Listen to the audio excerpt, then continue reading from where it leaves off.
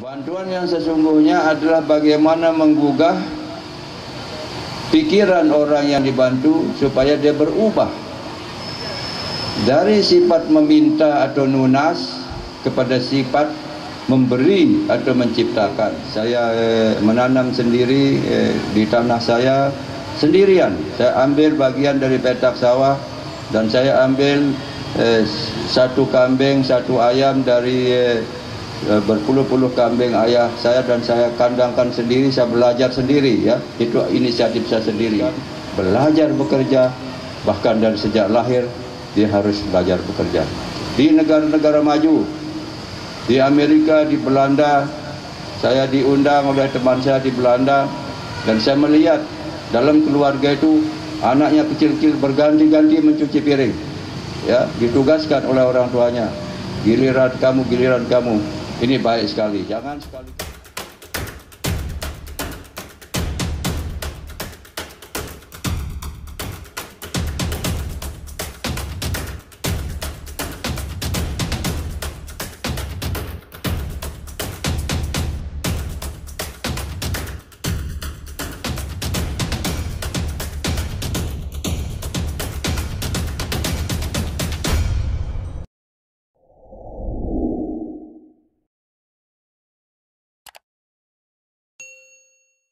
Saya hormati anak-anak sekolah dasar dari 49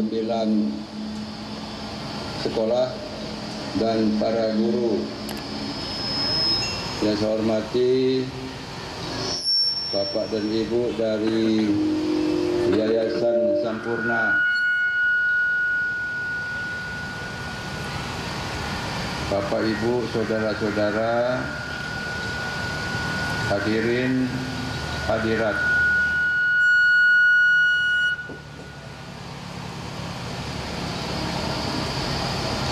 Saya hari ini senang melihat anak-anak kita bergembira,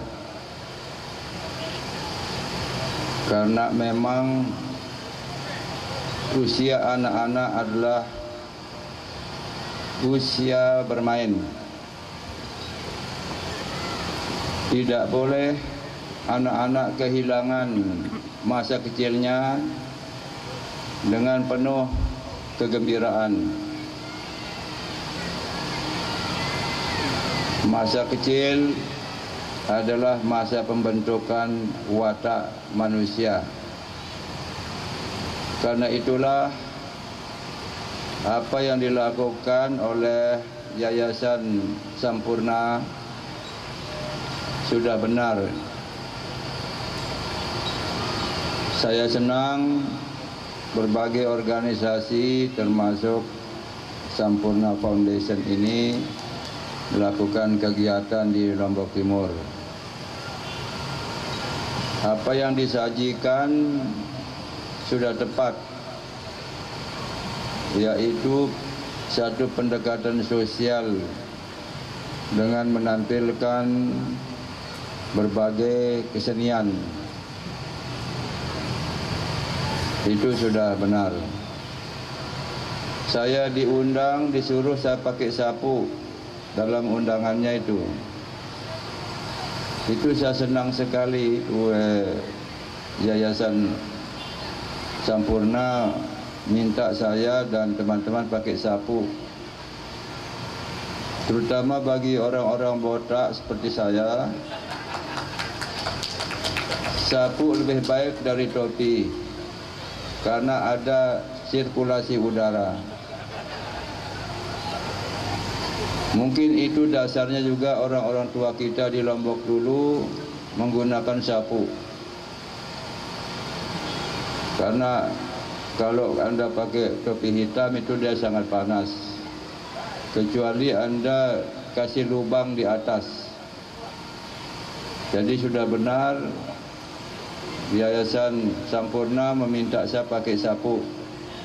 Dan pertama karena sapu juga merupakan pakaian tradisional suku bangsa Sasak ini. Jadi dia hebat nih Yayasan Foundation, ya. Yayasan Sampurna. Pandai dia. Supaya ini juga ditiru oleh guru-guru. Jangan mengira sekolah itu dia selalu ada di dalam kelas. Sekolah itu adalah satu proses transfer ilmu dan pengalaman melalui berbagai media. Salah satu medianya adalah permainan. Karena itulah guru-guru kita harus menyadari, jangan menjejalkan lebih banyak kata-kata tulisan pada anak-anak, tapi lebih banyak mengkreat bagaimana anak-anak itu bisa rileks dan berpikir. Ini penting dilakukan, walaupun Anda sudah membaca juga kata-kata saya ini di berbagai kesempatan, tapi mengubah pola pikir pendidik juga salah satu masalah, tidak serta-merta. Yang kedua, bantuan yang diberikan oleh Yayasan Sampurna ini, jangan Anda salah mengira. Kebanyakan orang itu yang disebut bantuan itu benda, sejumlah beras, sejumlah jajan, sejumlah makanan. Ini dalam pengertian yang sederhana, bantuan seperti itu. Bantuan yang sesungguhnya adalah bagaimana menggugah pikiran orang yang dibantu supaya dia berubah dari sifat meminta atau nunas kepada sifat memberi atau menciptakan. Karena itu bantuan itu tidak selalu bersifat karitatif, sedekah, bawa nasi bungkus, bawa beras, bawa mie. Bukan itu. Itu salah satu. Kalau Anda diberi ikan, Anda akan makan ikan, dan ikan itu habis, lalu Anda ambil malak dengan simbantu ikan, momot, ya. Tapi kalau Anda diberikan ilmu pengetahuan cara menangkap ikan dan alat-alatnya, habis ikan ini kita tangkap lagi. Buik di Labuan Haji tu nanti elong-elong pada mancing. Alatnya itu apa? Tidak ada. Cari alatnya, karena sudah punya ilmu dia. Ini salah satu ungkapan-ungkapan yang harus kita cermati. Dan apa yang dilakukan oleh Yayasan Sampurna ini, jangan Anda mengira wah tidak ada bantuan. Ini juga bantuan. Momen ini juga bantuan. Saya lihat ada bola, ada apa. Itu bantuan itu lebih kecil dibanding dengan event yang kita lakukan pada hari-hari ini dan pembinaan. Nah, tahun ini kita akan membangun 700 jamban di semua sekolah yang tidak punya jamban. Kenapa 700 itu 10 miliar lebih biayanya? Kenapa saya tidak membangun pintu gerbang? Kenapa saya tidak membangun ruang guru yang indah? Tapi kenapa jamban? Mungkin bagi Anda semua yang tidak mengerti, aduh, kenapa jamban kita dibangunkan oleh Pak Bupati? Bagaimana kalau sekolah tidak punya jamban?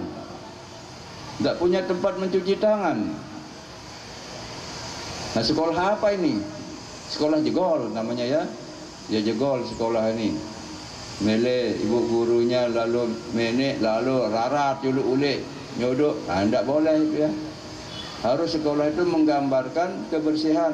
Dari sana kita mulai. Makanya tadi saya ditanya oleh Yayasan Sampurna, apa menurut saran Bapak yang dibantu? Nah, itu contoh-contohnya seperti itu, sederhana saja. Mencuci tangan saja belum menjadi tradisi kita. Coba Anda latih mencuci tangan, itu juga satu latihan. Mencuci tangan kita belum bisa. Nah, mungkin anda kan aduh, masa bisu umur doang tak ajar kan, tahu telekan, tapi tidak anda lakukan. Bagaimana mengubah perilaku kotor itu menjadi perilaku bersih? Itu satu proses yang tidak sederhana. Mencuci tangan, oke, mencuci tangan, tapi tak mencuci tangan, maka kita buatkan itu, ya. Ini salah satu contoh-contoh kita mendasar dalam perubahan sosial masyarakat itu perlu pendekatan metodologisnya yang sesuai dengan tujuan perubahan, bukan yang bersifat sedekah atau karitatif saja. Walaupun ada orang-orang yang sangat miskin dan tidak berdaya, tentu perlu diberi sedekah bantuan seperti itu.